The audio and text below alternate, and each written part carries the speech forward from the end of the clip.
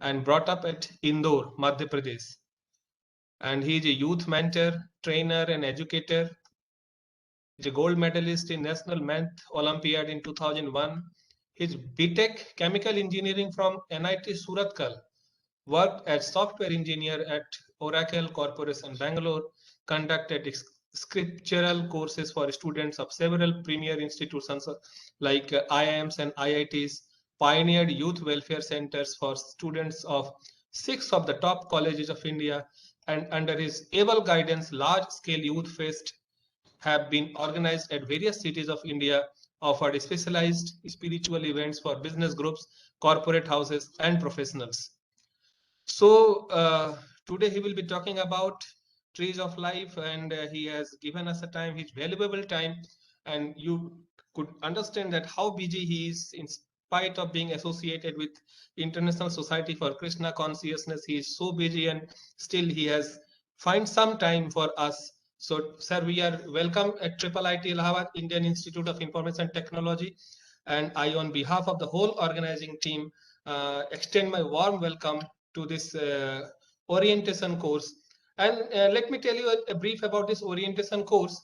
So this orientation course is for the students who are joining this institute, fresh student, new students who are coming. And we believe that like for the 12 years of their education, school education have disoriented them. So this orientation course is just to remind them and to know them that in spite of just computer science and coding, there is a world outside that also. They should not only be a very good coder, but they should also be a very good human being. They should understand about the life, they should understand about the values, moral value system, and about the nation, about the country, constitution of the India. And we have session for each one of the topics that I have just mentioned. So thank you, sir, for giving your time. And now the floor is all yours. Over to you, sir. So it is my great privilege, sir, Dr. Ranjit, sir. And I've heard about your great values, your own great values, as well as the values of your institution. And your director, sir, who recently left, he was also a very person who was value centered. So it's been a great honor being here. And today, what I'm going to share is the wisdom which I have also received in the Guru Parampara from the Vedic scriptures, from the Acharyas. And I'm just sharing the gifts. I'm sharing those gifts which are received from the Supreme Lord. And I very much thank all the student community also who are here spending their valuable time. So let me begin today by offering little prayers to the Lord and to the Vedic scriptures. ॐ अज्ञानतिमिरान्धस्य ज्ञानाञ्जनशलाकया चक्षुरुन्मीलितं येन तस्मै श्रीगुरवे नमः। श्रीचैतन्यमनोभीष्टं स्थापितं येन भूतले स्वयं रूपः कदा मह्यं ददाति स्वपदान्तिकम्। वन्देऽहं श्रीगुरो श्रीयुतापदकमलं श्रीगुरून् वैष्णवांश्च श्रीरूपं साग्रजातं सहगणरघुनाथान्वितं तं सजीवं साद्वैतं सावधूतं परिजनसहितं कृष्णचैतन्यदेवम् श्रीराधा कृष्णपादान् सहगणललिता श्रीविशाखान्वितांश्च नमः। ॐ विष्णुपादाय कृष्णपृष्ठाय भूतले श्रीमते भक्तिवेदान्त स्वामिनिति नामिने। नमस्ते सरस्वती देवे गौरवाणी प्रचारिणे निर्विशेषशून्यवादी पाश्चात्यदेशतारिणे नमो महावदन्याय कृष्णप्रेम प्रदायते कृष्णाय कृष्णचैतन्यनामिने गौरतुषे नमः।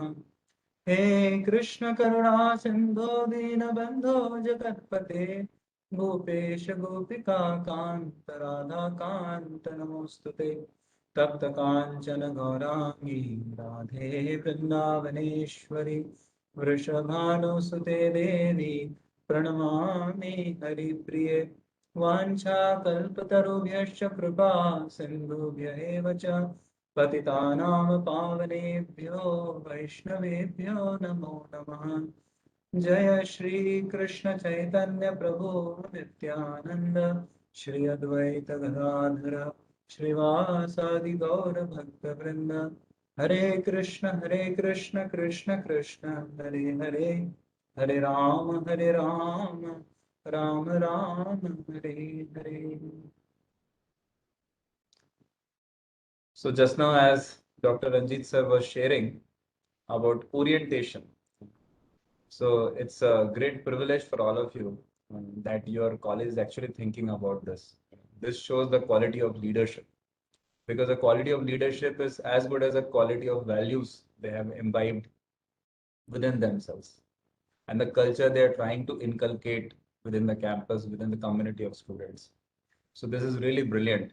You are all in the great city, the historical city of Prayagraj, where the great Sangam is there. So it's like having a great Sangam of all of you, the intelligent future generation of tomorrow's India. And for all of us, the future can be as bright as the foundation of our life. And this is the foundation, the value system. So therefore, they are trying to help you polish the orientation as you were sharing. So this is really great. And I congratulate sir and all of you for this very good fortune. And in the same line, uh, let me share with you how the Srimad Bhagavatam, our ancient scripture, it says that all of our habits, just like a path is there. You see, sometimes in villages they call it pagdandi in Hindi, which means a path, which is just a small narrow path, and you can go from one place to another place. But sometimes nobody has walked upon that path, let us say in the rainy season, for 2 months or 3 months or 4 months. And then what happens? That path vanishes totally. And it appears as if there was no path here. And so many bushes and other things, grasses grow there. But if people continuously walk from there frequently, regularly, then that path is always visible. And if we start using that path, then again that path very soon after a few days again starts becoming visible. And then the bushes go away, the grasses get vanished, and again the path is visible. Similarly, our country, our society here in India had this great heritage of having the Vedic culture, a culture wherein all living entities, irrespective of any caste, creed, sex, religion, any kind of wealth status or anything in the society, were loved and truly respected, were together united. So those values are still there, those values of purity, those values of respecting and valuing each other. So that very value of loving all the living entities, loving this mother nature on the basis of loving the Supreme Lord, can still again be revived, just like the water. You see, the pure water can be derived even from stool and urine. When we pass stool and urine, it is so dirty. But from the same stool and urine, by the heat of the sun, the same crystal clear pure water can again be revived, isn't it? So our society today is definitely not as bad as stool and urine, but in whatever status it may be, we ourselves, our life, having a mixture of good or bad, or the entire society. But from this very culture, from this very life, again the beautiful, pure culture, pure values can be revived. And this attempt is uh, a step forward in that direction. So allow me to share with you today a small presentation based on various teachings from different scriptures, okay, especially from Bhagavad Puran and Srimad Bhagavad Gita. Okay, so I hope I can share on this. Yeah.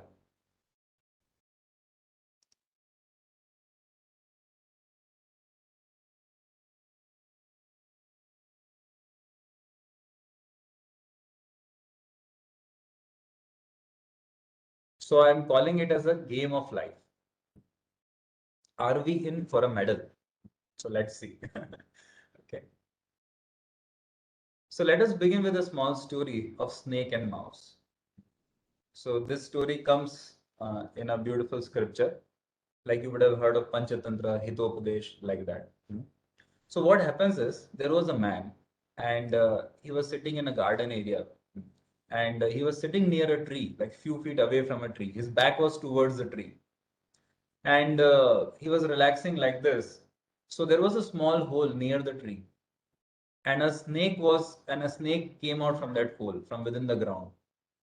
When that snake came out, so it just went towards that person. His hand was on the ground. The snake bit him and then it immediately went back and raised inside the hole.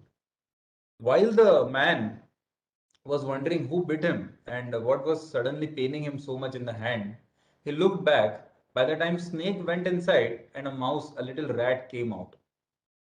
And the man looked behind and he sees this rat. He becomes furious. This small fellow, how dare he bit me? Picks up a stone and hurls at this rat. And this rat is astonished. I just came out. Why is he so angry upon me? And then he goes back inside, races back inside the hole. And as he goes inside, and this man utters some abuses and all, again he sits down coolly. And now the rat is furious. Why did he try to hit me? So the rat comes out. When the rat comes out, this time he really wants to bite the man because why did he hit me? So then he goes and bites the man, and he's knowing how angry this man can be. So he immediately races back inside. And this time man thinks, "Arey, just look at this guy, this rat. Let me pick up a big stone." So he picks up a bigger stone, and by the time he looks back, rat was already inside. This time the snake comes out. And when the man looks at the snake, oh my God, he's so fearful. And he dies. On the spot, he dies. So now the question is, who killed whom? Did the rat kill the man or did the snake kill the man? So it is actually the man's mind filled with fear which killed the man. Okay. So therefore, the scriptures say that by value education, one has to one has to strengthen one's intelligence, one's mind in the right values so that one can be steady and one can be pure under any circumstances of life. Okay, how we can understand this? Let us use another analogy. Like here you see cricket. So here is the batsman and he's looking at the pitch. Now when we used to be immature kids in our childhood, when we would play a sport, like I used to play badminton at national level. So initially, as little kids, when we play badminton or cricket or any other sports, we play just in the streets or in the playgrounds, right? Say, and all we are bothered about is hitting the ball somewhere or other with the bat. But if you see professionally, or if you see when people mature up or take coaching and all, so they go for a proper playground, and then there's this pitch. So then there are experts who look at the pitch and they predict about the match, how the ball would behave and all. So the batsman is also very much concerned about the pitch. So actually, when a batsman may fail sometimes to face a bouncer or something, it's not just about his batting skills. It's not just even about bowler's batting skills. It's also about the pitch. So the bowler or the fielders, the opposite side, that is the world around us. There are different forces in the world around us. Other people, other living entities, the weather, and all that. Batsmen are we ourselves, and the bat may represent our abilities and all our values and everything. And the pitch that represents our mind. So unless we train our mind and intelligence very well, even a simple bowler with a simple ball can actually knock us down, can make us clean bowled. How? If the pitch was not favorable. Therefore, this value education, this orientation programs, this training programs, we may think what use is of this? Just like sharpening our pencil, just like sharpening our axe before we cut the tree. So just like this pitch, if the pitch is favorable, then even a tough bowler with a new ball can be faced very easily. Otherwise, the old ball, even in the hands of a new bowler, can actually be swinging and can actually make us frustrated while we are trying to bat. Okay. So let's. Here is a quote. Can I request one of the students to read the quote? I do not know how your system operates.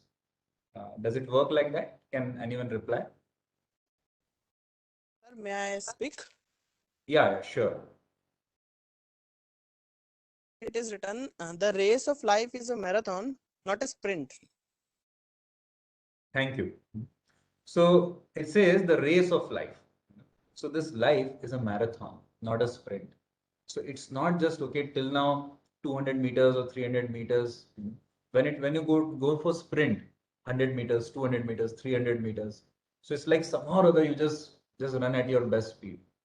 But then in marathon, even after 1 lap, 2 laps, 3 laps, we can still again repolish or again replan our strategy, realign ourselves. So till now, you all have already spent 18 years of your life. And looking back at your life, you do some analysis and you think, okay, I could have done better here. I could have changed myself here. But now can I still improve upon my life? Oh, yes. Only few laps have gone away.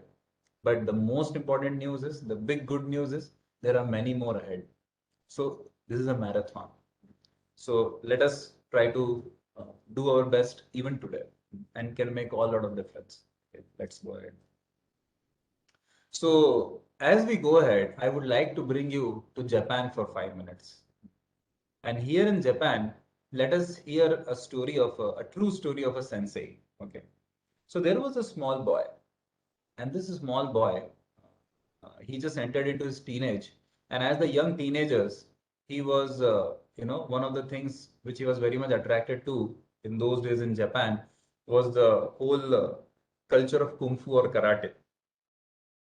So he saw that many of his friends were also learning here and there. He also wanted to learn, and he also got into some fight with some other group of boys, and these group of boys were like always bullying him and all. One time in one of the streets in the middle of the night, he faced them and they became so furious after having some dialogues and all that the leader of that gang practically broke this guy's left hand. The half hand he broke, and later on this hand had to be amputated by the doctors. So anyway, life goes on, and this boy still wanted to learn Kung Fu Karate.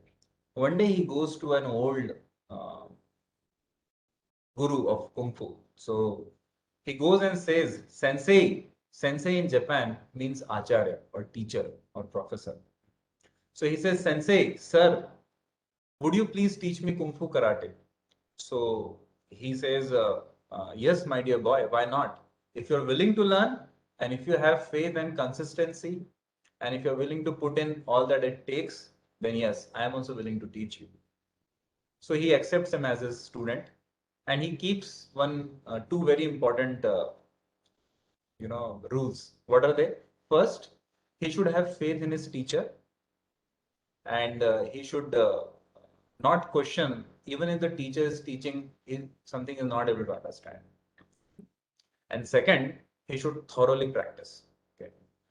So then he registers, and then he is learning, and the teacher teaches him some basic things, and then he's teaching him one very nice move. Okay. And then he tells him, okay, practice it. So whole day, every day, 8 hours a day, this guy is practicing that move.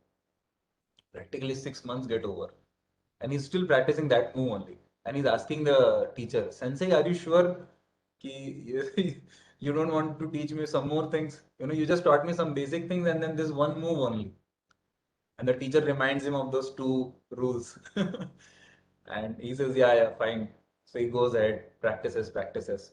Eventually, after a year or so, a tournament comes, a district tournament. And the teacher says, why don't you participate? So he says, how can I participate? Teacher says, why can't? Why can't you participate? He says, first of all, my lessons, I don't think so are over. They've hardly begun. I hardly know something. And the teacher laughs. And second, he says, I don't have my left hand. Teacher says, second is not a reason at all.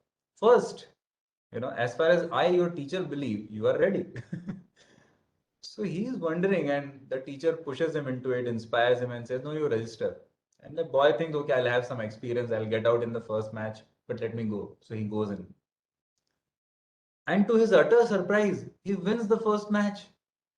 And then the second, the third, and literally he enters into quarterfinals. And he is very happy. And at the same time, he is very fearful now because now the better and better opponents are coming and they'll thrash him. You know? So somehow that he struggles in the quarterfinal like anything, but the last moment he wins and he enters into semi-final. And in the semi-final, he's faced by a really pro and a talented guy. And then somehow or other he wins. And then he doesn't understand what's happening, nor does anyone else in the entire society. And the people who were getting defeated, they were furious also. And in the finals, and this big finals, he's facing the same opponent, the same gang leader who had actually broken his hand. And he's like literally shaking in fear. He says, as much as I want to fight with him, I know I can't. Teacher says, I know you can. Go ahead, have confidence. You know, any sport or any situation of life has more to do with our mental disposition than simply our talents and abilities and knowledge alone.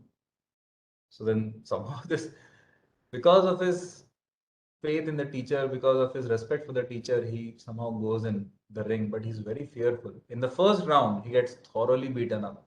And people are predicting that in the second round, he'll not only get defeated, he may probably die. And that's what his worry is also. He says to the teacher, Sensei, allow me to withdraw right now at this stage, and at least I'll survive. Maybe tomorrow I can do something for you in the next tournament. Sensei says, no, my dear son, you please, consider my confidence to be your confidence and go ahead and use your best skills. Use what you know best.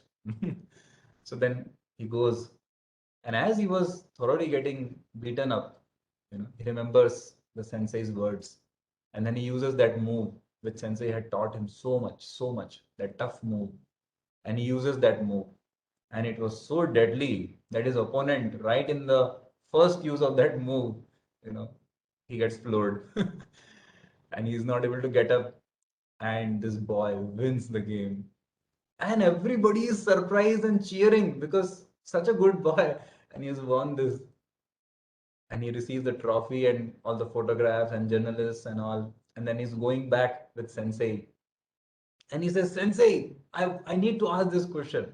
Sensei says, what happened? How did I win this game? How means you fought nicely and you won the game? No, I mean, I don't even have a left hand. That's what, my boy. You don't have a left hand. So, and I knew only one move. Yeah. So the move which you knew so well that even in the middle of the night, if somebody wakes you up without seeing, you can use that move perfectly. And the only known defense to that move is to grab the left hand, was to attack on the left hand of the person who's making the move.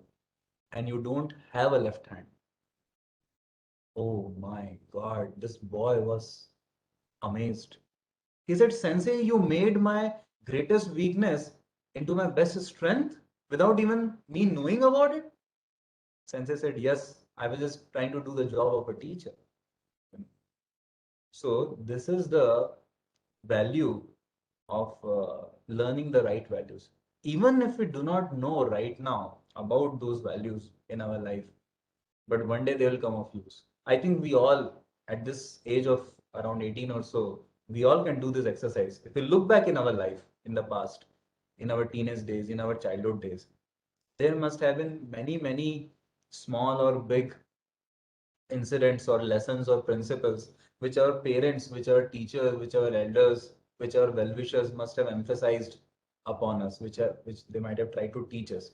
Some of those we probably would have accepted, and some of them we probably took lightly, and we didn't accept so seriously, or we rejected also.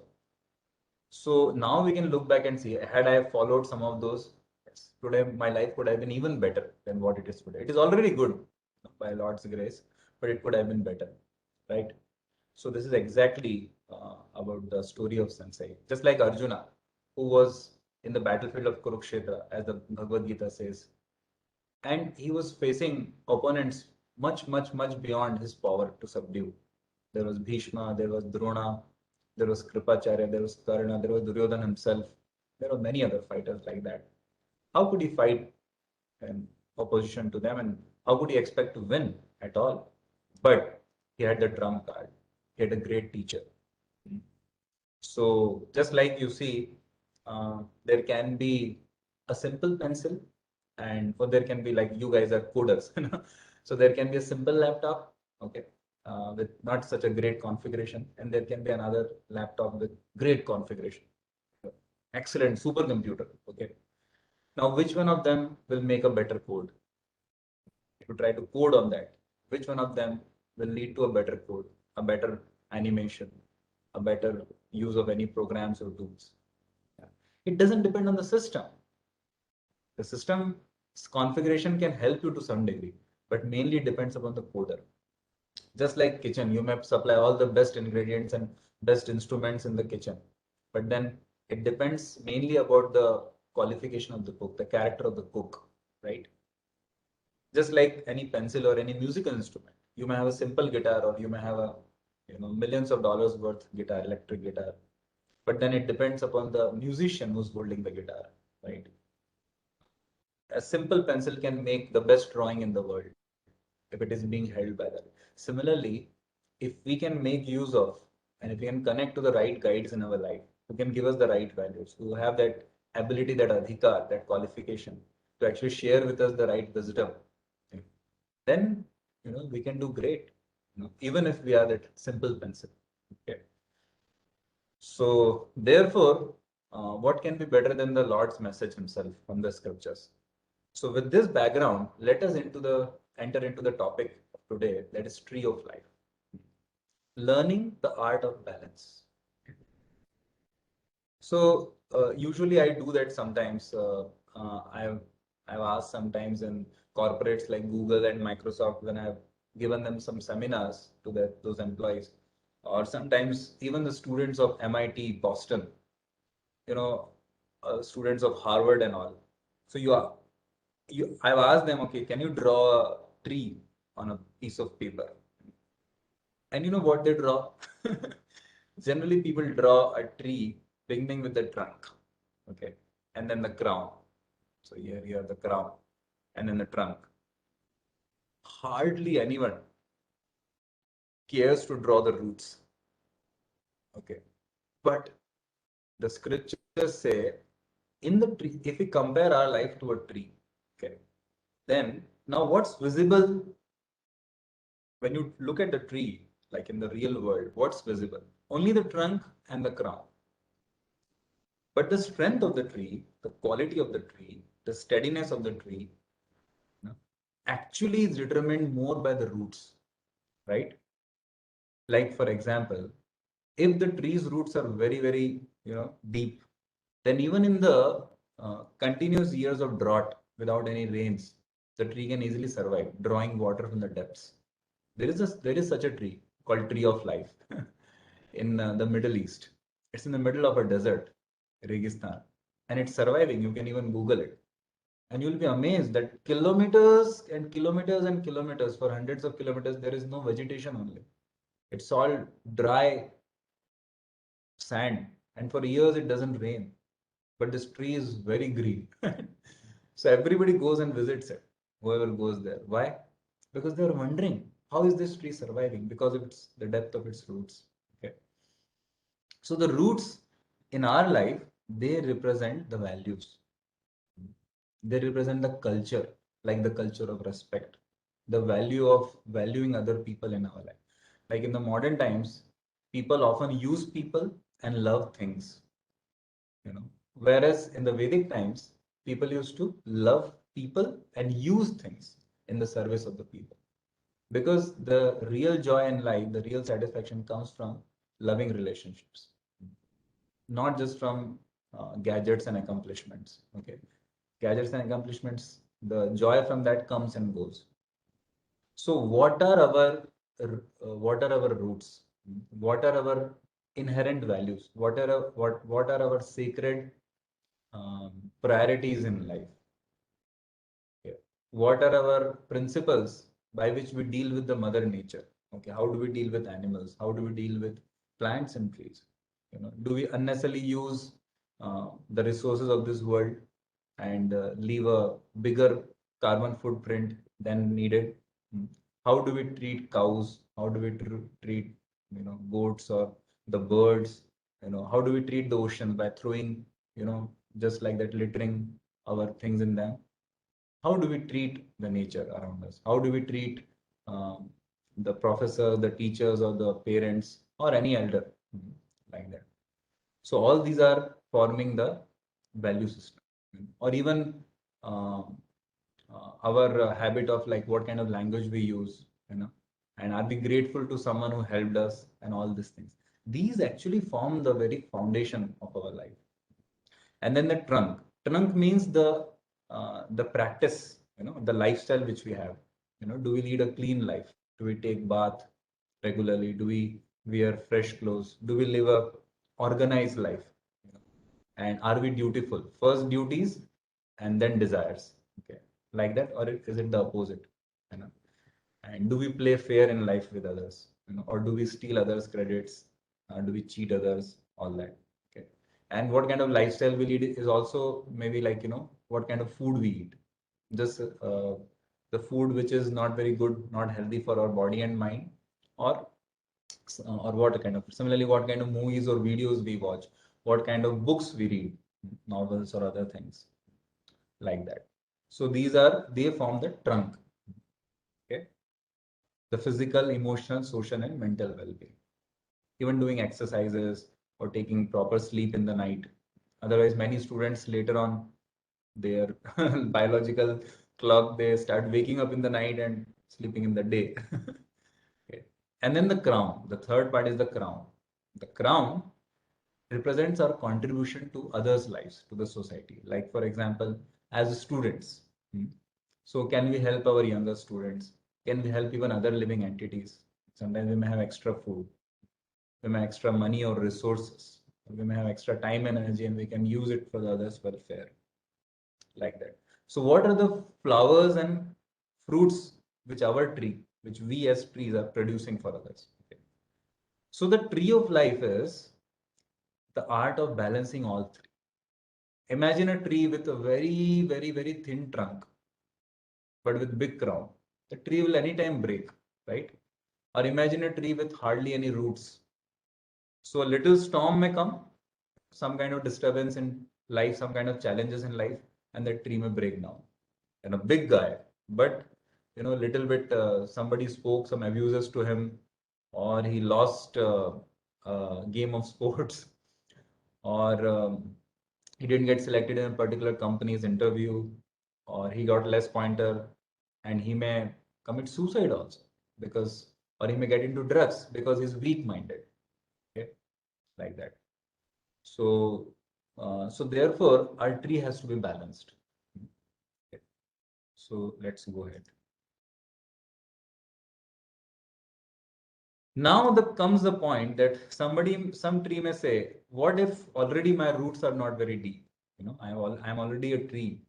At least I've already grown up to some degree, but my roots are not that deep. So what should I do? So let us now move to California, USA. And this forest on the right hand side, which you are seeing, this is the forest of redwood trees. Okay. These redwood trees are very famous.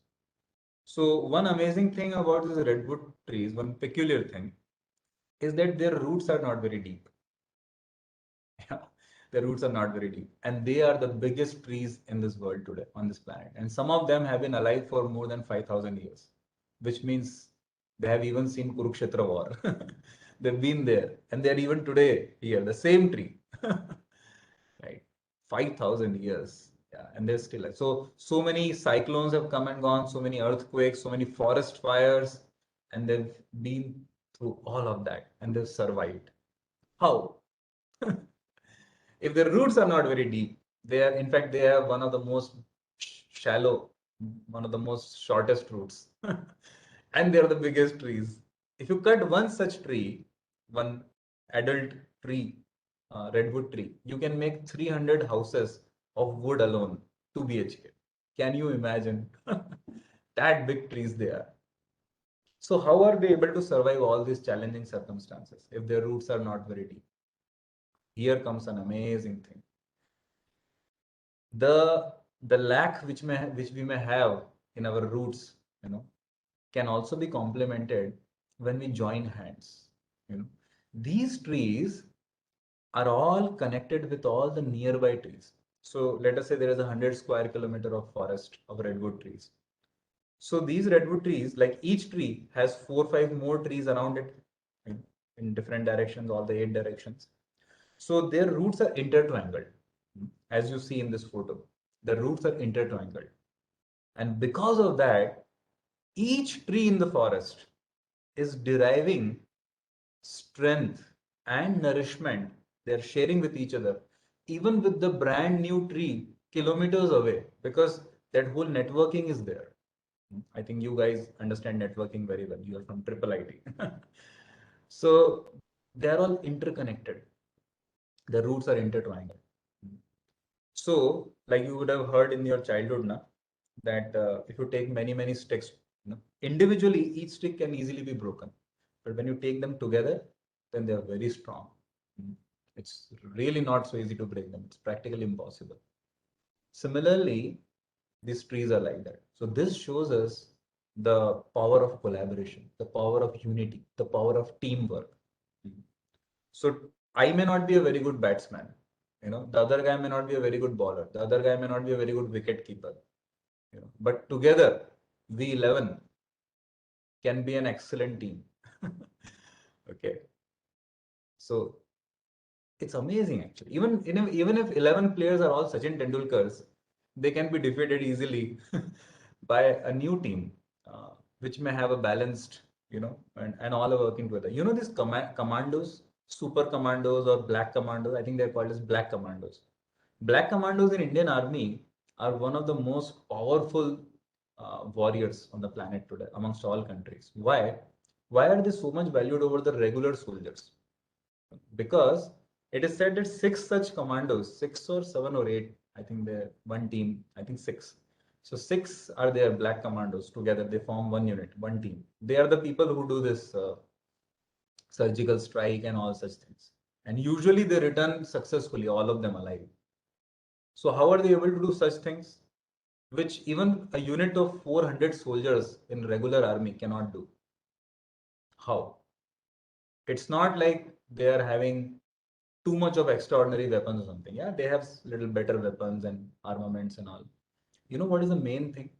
Yes, they are given a lot of training. Yes, they are given some more skills and all. But the most important thing is they are so thick friends. Their teamwork, their communication, it's so strong. Their coordination amongst each other is so strong that they can lay down life for each other without second thought. And they don't bring ego problems in middle of each other.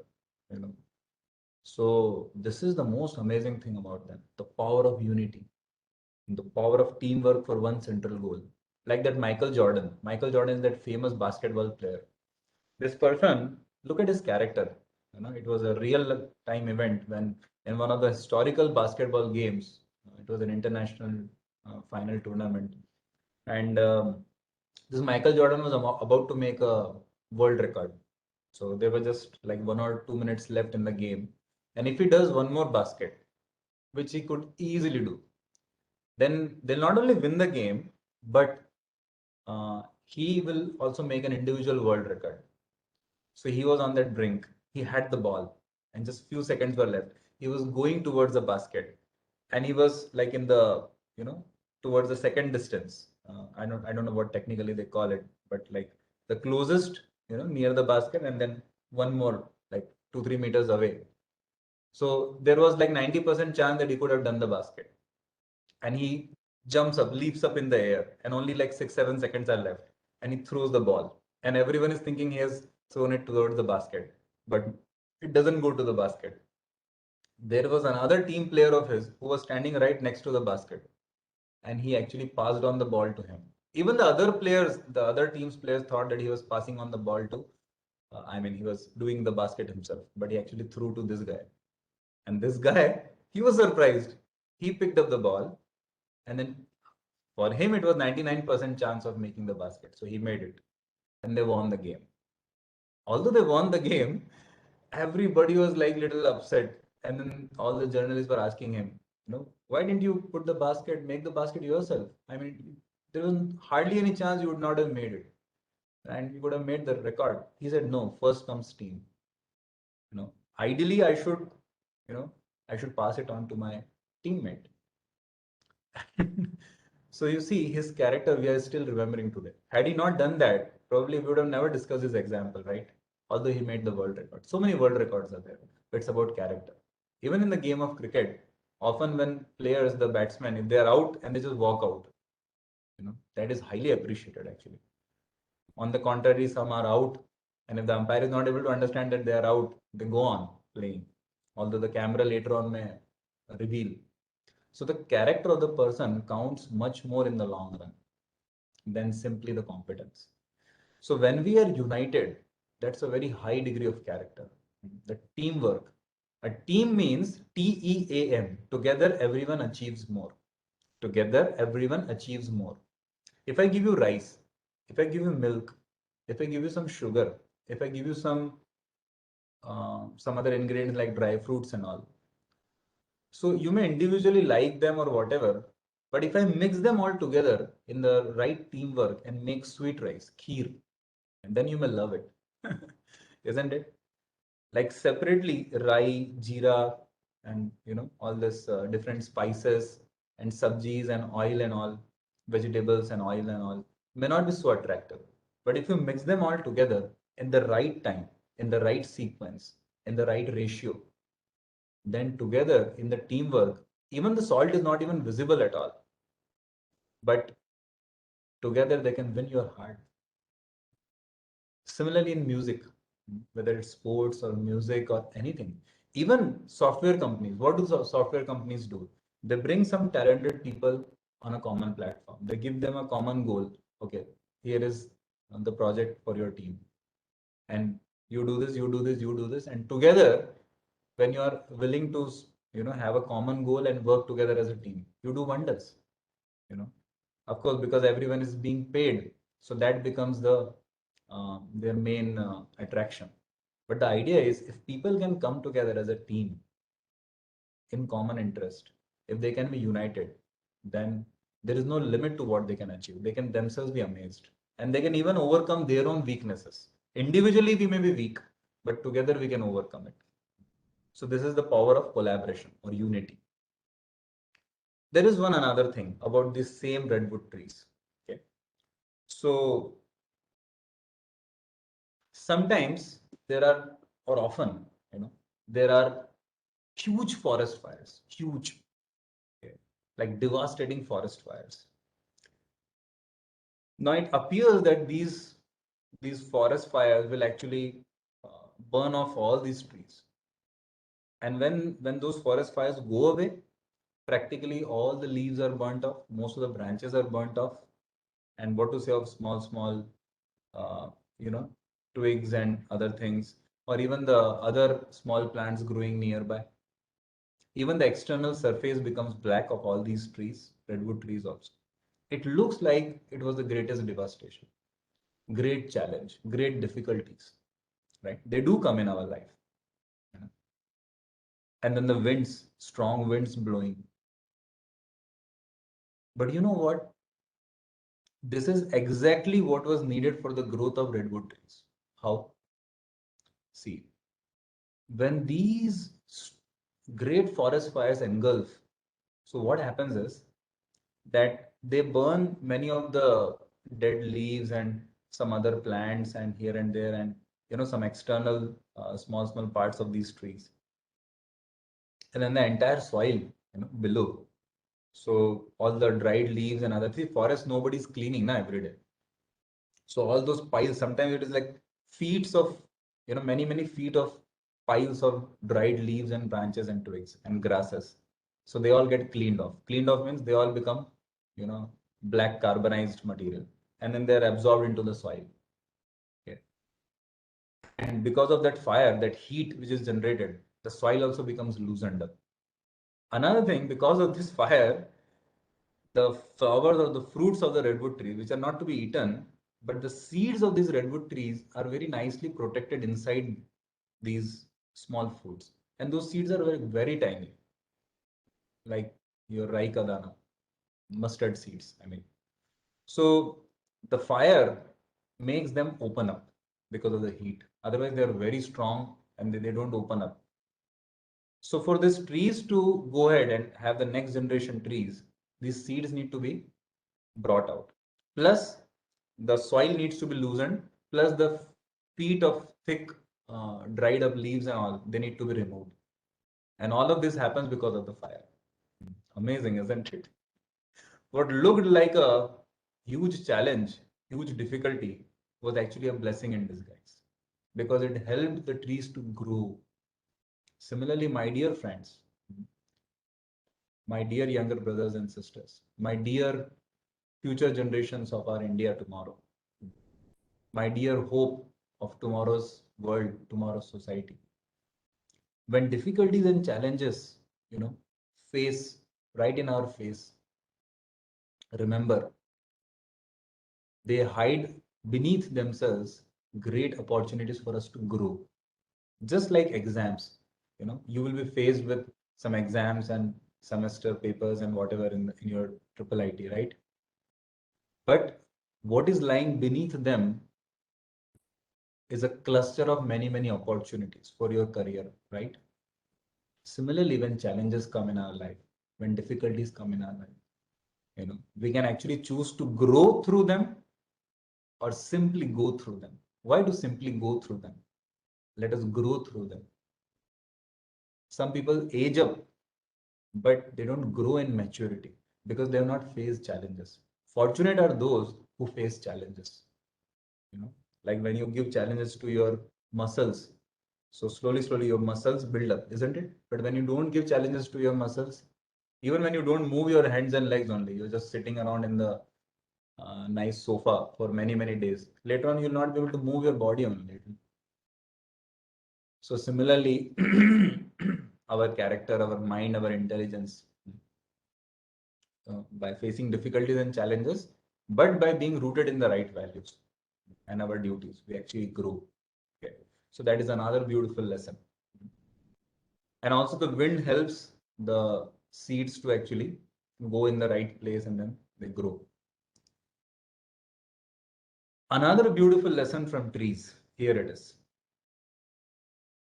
Like there was one father who sent his 4 sons to go see a forest or go see a particular tree, but in different seasons. One son he sent to see a tree in January. Second son, same tree he has to see in April.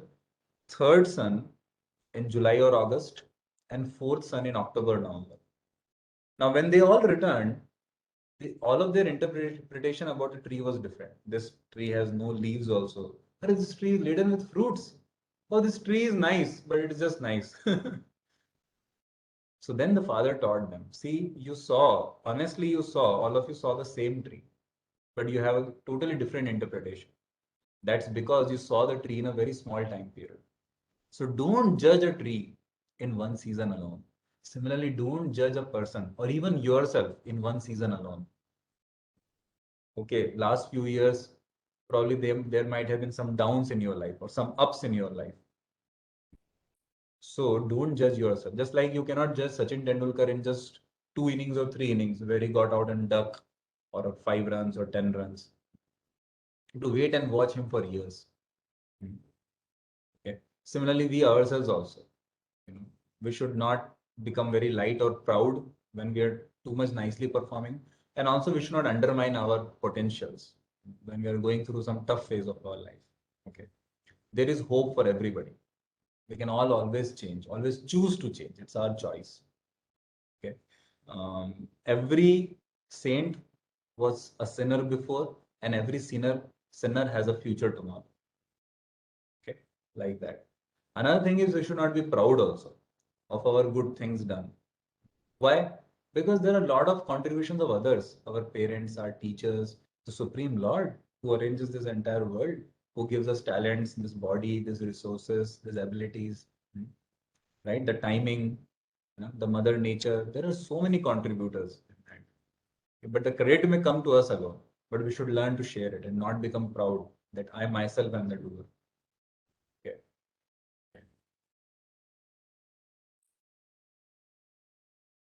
So now further ahead, there are many more lessons which I had put it up here. We have 6 to 7 minutes more. I'm going to skip this lessons from pencil, which maybe in some future session we can share. I'm going to take you ahead to some other lessons. Okay. Yeah.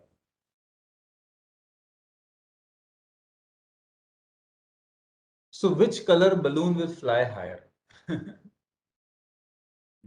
It depends upon what's inside the balloons, right? Similarly, we should learn not to judge each other by which state we are coming from, or, uh, which branch we are in, or what's our surname, or I don't know, so many other externals can be there. It's more about who are we inside.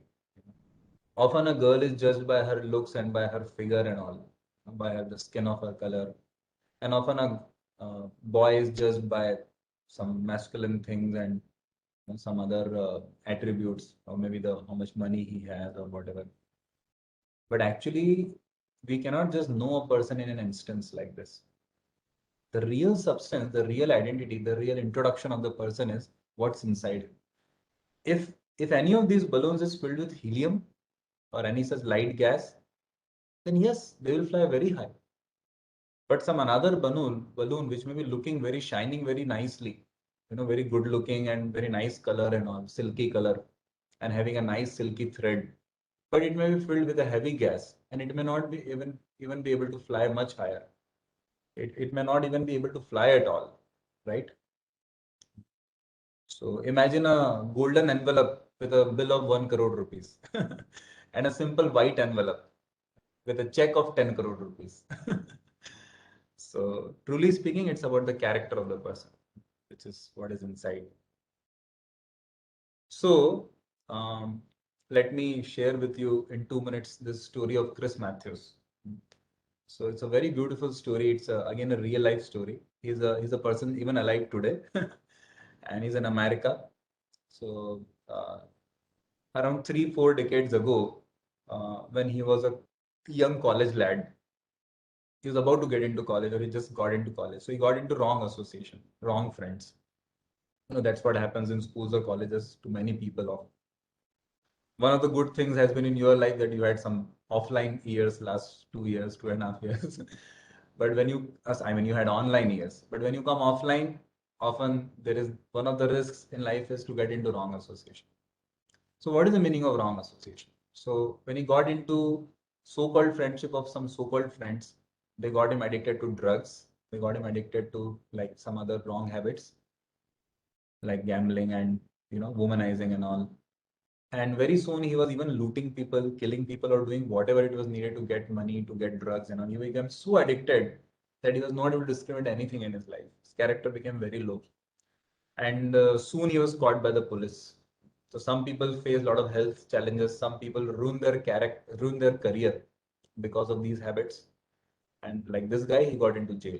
And believe me, I've seen so many real life cases actually in last 18 years of serving the society.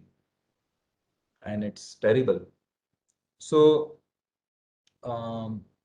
this person, Chris Matthews, he went into jail and still he had this intoxication habits and he was suffering. So somehow he got his hands upon this book in the library called the Bhagavad Gita. Started reading, and so many questions of his life were answered actually because he saw those so-called friends who were not his friends. He realized very soon because they were giving him wrong habits, and they were all actually friends of money. And then he got all this knowledge that who am I, what is the goal of life, what are the right values of life, and he was having such a peace of mind. And then he was very happy. He wanted to serve everyone. He wanted to benefit everyone. He started sharing that Bhagavad Gita with others, and he wrote to that address, of some place in his country where that Bhagavad Gita said. And then he got more books, and he started chanting the Lord's names as our Valmiki. Before becoming Valmiki, he was a very big, deadly hunter, and who was very cruel and selfish, even killed others. But as he started chanting the names of Lord Ram, Ram, Ram, Ram, Ram, as Narad Muni guided him, he became transformed. The quality of his heart's desires changed, his character changed, his value systems changed, his culture changed. And that's what happened to this Chris Matthews. And he shared that joy with all others. And very soon that many prisoners in that jail, that jail was hardly a prison house now, because all of them were like so well mannered and everything. So the police was very happy. They recommended this guy. They started sending him to other jails that go and share there also. We don't face problem then with the prisoners, and they start getting freed also very soon. And they developed thick bonds with each other. Eventually this guy went on to become prison minister. So from prison to prison minister as in to reform and transform the prisoners. He would travel all over the America in different prisons as much as he could. So just see, a person can be transformed so much from prison to prison minister. Okay. So similarly in our life also, similar thing can happen like that. So there are many other lessons from the mother nature. I'll just share one last one and then we'll end it here. So which one I should share? I have many. Let me share this one. Lessons from elephant. This is another obstacle which many youths face. So I think this is one good one to share. This is one male elephant and one female elephant. Right side you see this guy is a male elephant, left side is a female elephant. How elephants are caught in the circus or for many other uses, how they catch elephants from the forest. Small elephants easier to catch, but bigger elephants it's not so easy. One of the traditional ways to catch them is described in the Bhagavad Puran 11th canto, in the section of Avanti Brahmana. A Brahmana who was in the Ujjain area, and he gave very brilliant teachings. So one of his teachings was the lessons from elephant. He says that when the hunters want to catch an elephant, what do? They dig a huge hole in one part of the forest, and then they have a female elephant who is trained. So she is like nicely, cleaned and given bath and all, and then she is very attractive to the male elephant. I mean, for us, we can't even figure out who's male, who's female, but for an elephant, he's so much attractive. It's like an animal. For a lion, it doesn't matter, girl or boy. So for an elephant, she and he is different in the elephant. So then they go to this male elephant whom they want to catch roaming around in the forest. Then they show him this female elephant, and he becomes very attracted. So he runs behind this female elephant to catch her, and wants to enjoy with her. So then this female elephant, she's trained to run, and then she runs. She brings him near that pit, which is covered with all the leaves and all. It is not even visible. Then she's trained to go like this in a, a little bit curved way. So the elephant thinks, she unnecessarily took a long, turn like this. I can just directly dash into her. So he tries to go and, close the gap. But then there was the pit and he falls. Boom. And then the female elephant is taken to catch another male elephant elsewhere. So you see, the idea is, why did he become so attracted? Because he was staring at this she elephant, and then this she elephant is taught, she's trained. She goes and brushes the body of this male elephant, and then she goes and runs. So he becomes like uncontrolled. He thinks that, oh, So similarly, what happens sometimes you become distracted, not just with unnecessary affairs, which is not at this stage, that is not the right time. And that is not the right purpose also, selfish purposes.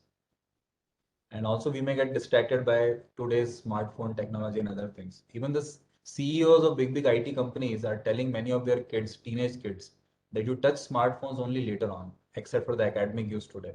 Because if you lead a normal life, use smartphones and internet and other technologies only as long as you can use them for a worthwhile cause.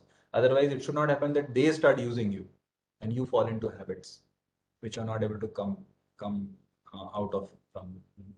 So because they give a kind of intoxication, they give a kind of some hormonal secretions inside which make us fall prey to those habits. Instead of using some emails and some messaging, we end up 5 and 6 hours on internet, on smartphones, on OTT platforms.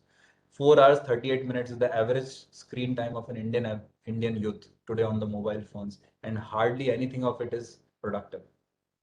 So you can imagine.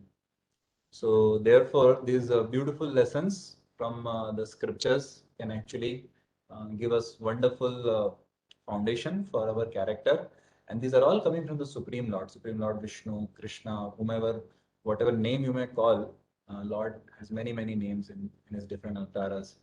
But he has given these manuals of life, the Vedic scriptures, for this reason. And just like this story of Chris Matthews, so actually we can also have, even if we are facing some challenges or something, we can have great hope in our life if we can learn to adopt and follow. So initially it may be tough to get into the right habits and have the right culture of applying these values. But as your Dr. Ranjit sir and your other faculty members have so kindly and so intelligently organized these very good value education seminars, these training programs. So it's my humble prayer that may the Supreme Lord bless all of you so that you excel in your academics and your competence, your career, your skills, and as well as your personal life. So we call it CCD, character, competence, and devotion.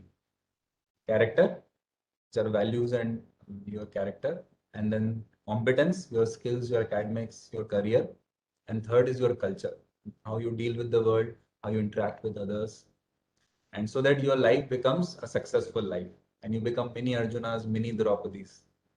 And your tree of life grows deep with the roots and wonderful with the trunk, and it gets laden with many, many fruits. And a tree which is laden with fruits bows down. It's humble, it's loving, it wants to serve others.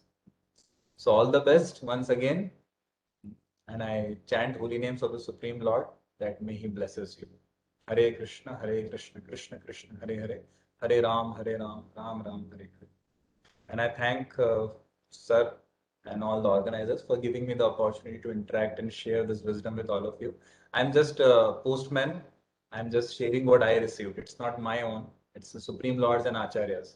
So we thank our teachers and our Acharyas for that. Hare Krishna. Thank you, sir.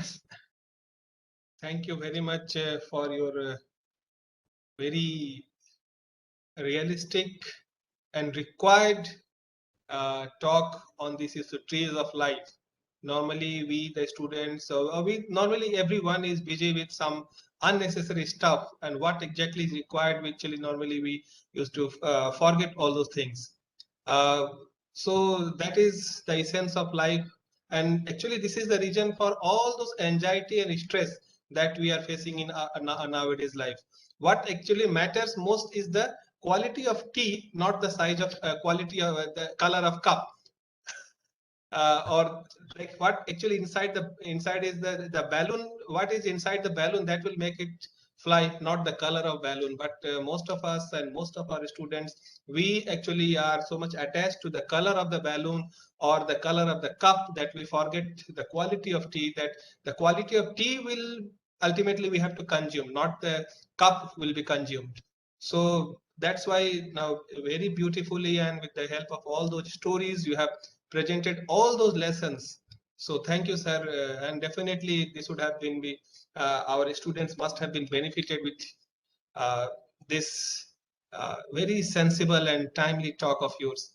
So thank you, sir. I, on behalf of the entire organizing team of Orientation Camp 2021, actually this is 22, but the camp is of 21 because this is for 21 batch.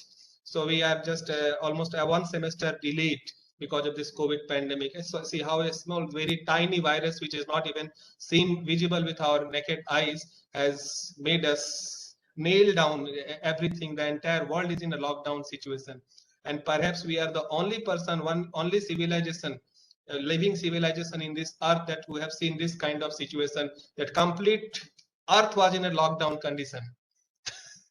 So that's why once again, like there are certain good things always with everything that prior to this COVID, everyone was complaining that our ozone layer is depleting. But a few days back, I was reading some of the newspaper article that because of this COVID-19 lockdown, ozone layer has been repaired. And it is reminding me of this, the very great sloka of Gita, that yada yada hi dharmasya glani bhavati bharata abhyuttanam dharmasya tadatmanam srijamyaham paritradaaya sadhunam vinasaya cha duskritam dharma sansthapanat harya sambhavami yuge yuge. So might be God has arrived in the form of corona to repair the ozone layer, so that the human civilization should not be extinct from the world. So thank you, sir. Thanks. Your energy shows that you are more younger student than all of us. No, actually. Thank you, sir. Thank you. So, okay, thank you, sir. I'm just signing it off.